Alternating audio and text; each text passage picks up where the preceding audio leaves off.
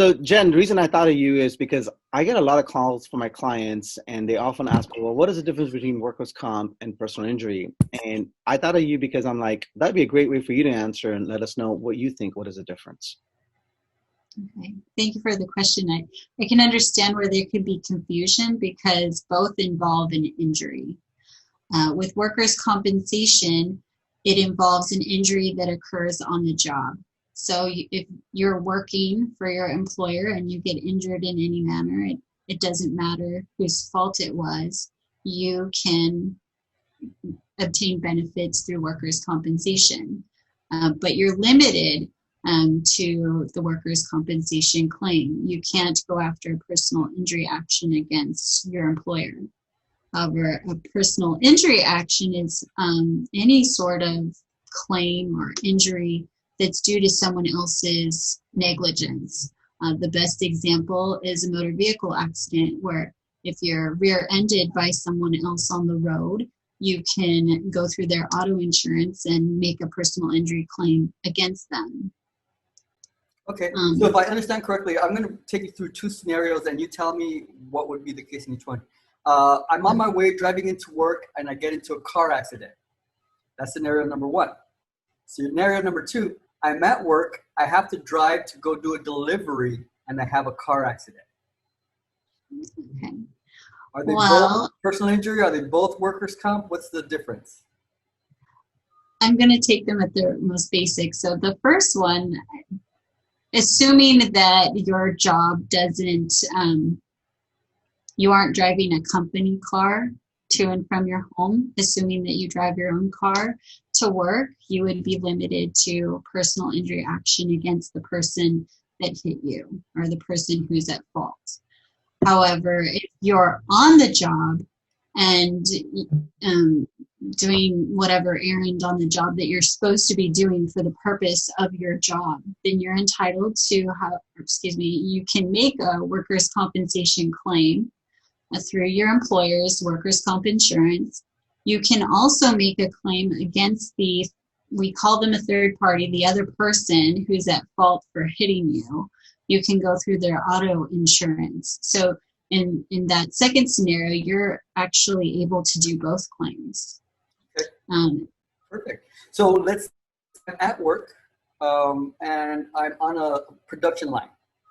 And, I'm moving a box, I fall, I twist my ankle. Is that workers' comp? Yes, technically it is. It doesn't matter how your injury happened.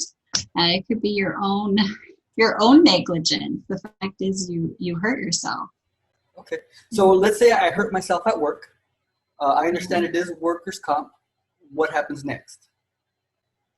Well, the most important thing would be to report it to your supervisor, whoever it is that you report to. I assume that person would be called your supervisor.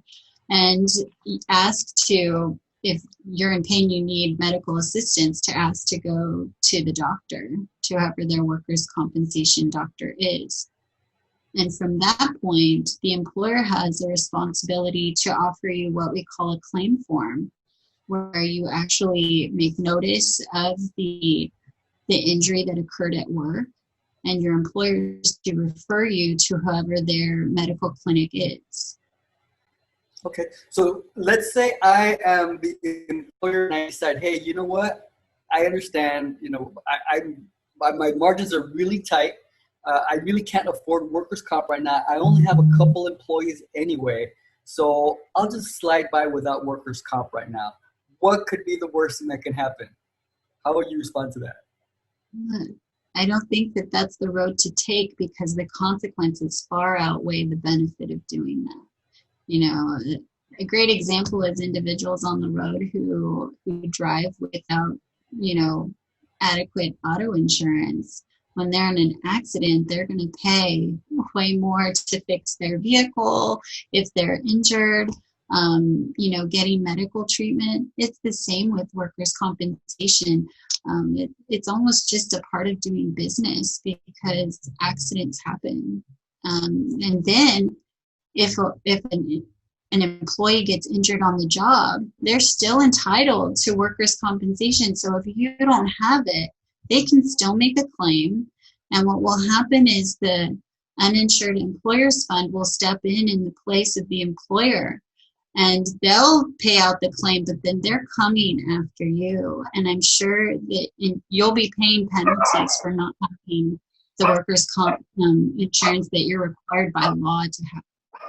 So if an employer doesn't have workers' comp, if I understand correctly, if the employer does not have workers' comp and incurs a workers' comp injury, an employee, then the what fund did you say that was? Insured Employers Fund. The uninsured employers fund steps in, but that means that that employer then has incurred that debt. Is that correct? Right. And there are instances where the employer can come in and say, okay, I want to try to take care of the claim rather than UEF doing it. But they're still going to get in trouble with the state for not having the workers' comp insurance. They're going to pay penalties. Okay, so really, don't go without workers' comp. That's a takeaway for our small business owners. Make sure you get workers' comp. It's a cost of doing business. If you can't afford to have workers' comp, maybe you got to rethink your business plan and find a way to make it happen. All right?